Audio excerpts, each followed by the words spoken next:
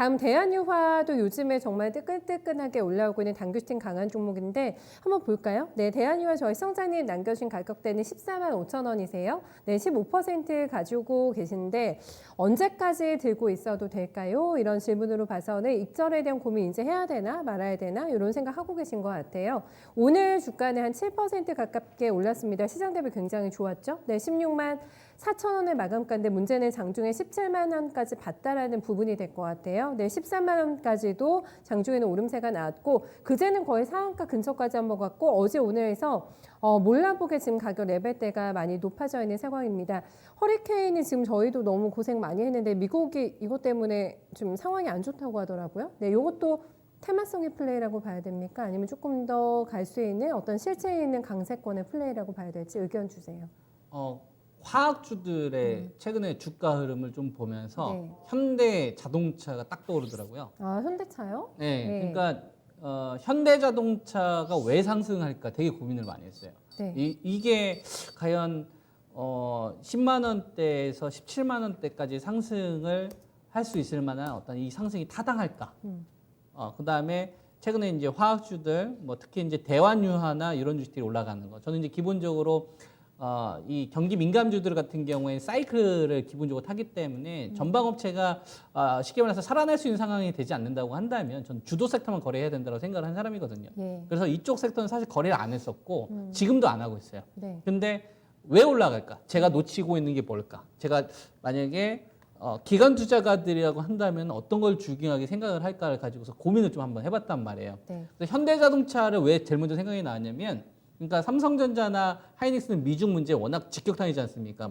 바로미터 역할을 하다 보니까 나머지 이 언택트 관련된 주식들, 네이버나 카카오나 NC소프트, 그다음에 바이오제약, 그죠? 그다음에 이런 주식을 올릴 수 있는 게 한계가 있는 거예요. 어쨌거나 낙폭주들 가운데서 순환매를 시키긴 시켜야 됩니다. 왜냐면 인덱스 자금을 추정한 자금들도 분명히 있기 때문에. 있죠. 네. 그러면은 중국 소비 관련된 뭐 화장품, 카지노, 여행 이런 것보다는 그나마 화학이나 자동차가 그나마 낫나? 이렇게 생각이 드는 거죠. 그나마요. 그나마 나을까? 왜 네. 나을까 생각을 해보니까 현대자동차는 기존에 가지고 있었던 사업 전략은 뭐 글로벌 비즈니스 센터 쪽에 땅 사가지고 투자하면서 R&D 쪽에 투자를 별로 안 했었죠. 네. 근데 이번에는 정의성 부회장이 모빌리티 솔루션으로 하거나 수소차 관련된 거라서 그쪽으로 변화를 두겠다. 그러니까 뭔가 바꿔줄 테니까 한번 기회를 주세요. 네. 그러니까 사업 체질에 대한 어떤 개선에 대한 부분 때문에 그나마 니들이 다른 섹터들에 비해서는 낫지 해서 인덱스 자금이 좀 추정된 거라 보고 있고요.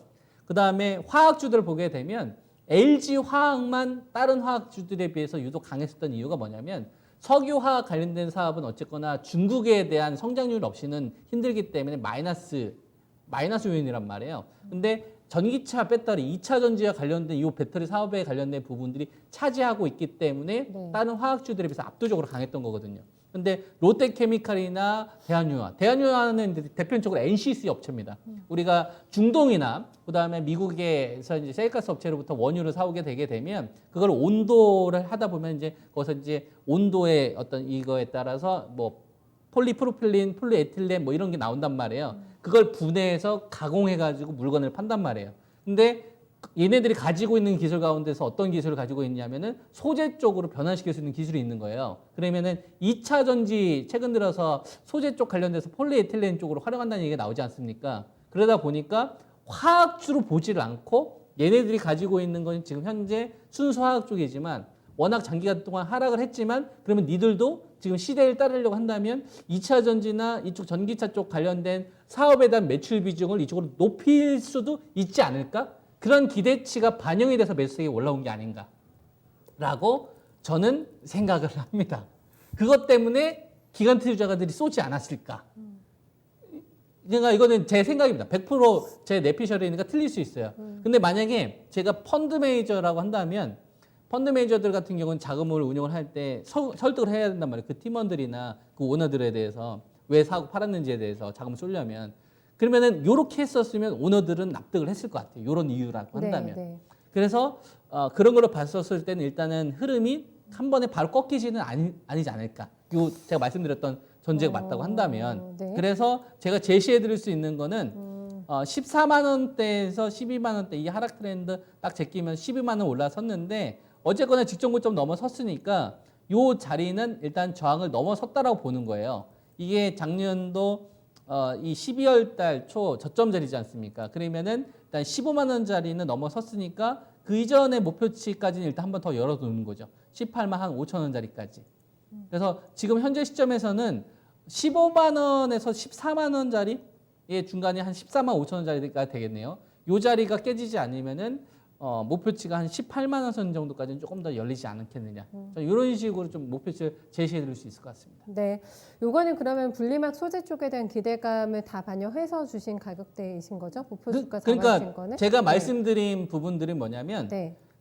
그러한 희망, 그러한 어떤 사업 체질에 대한 변화, 발버둥 치는 거죠. 기업들 입장에서. 네. 저희들 이렇게 체질 개선을 해서 살아줄 테니까 한 번만 기회를 주세요. 이렇게 하는 거예요. 네, 네. 그래? 한번 믿어볼게. 네. 그래야만 이런 시세가 만들어질 수 있다고 저는 판단이 되는 거예요. 알겠습니다. 만약 그게 왜- 아니었었으면 기술 반등으로 끝났어야 돼요. 그래서 그래요. 제가 네. 그냥 역추적해 보는 겁니다. 네. 아, 그랬었으면 아마 샀을 수도 있겠구나. 네, 네. 예. 아, 현대차를 왜 예로 들면서 대한유화까지 이렇게 설명을 쭉 이어 오셨는지 충분히 이해가 되셨을 것 같고 추세에 난 거 맞다고 합니다. 그러니까 대응하시면 될 것 같아요. 그냥 조금 더 위쪽에서 팔 수 있는 자리 꼭 잡아보세요. 네, 긍정적인 진단 남겨드렸고요.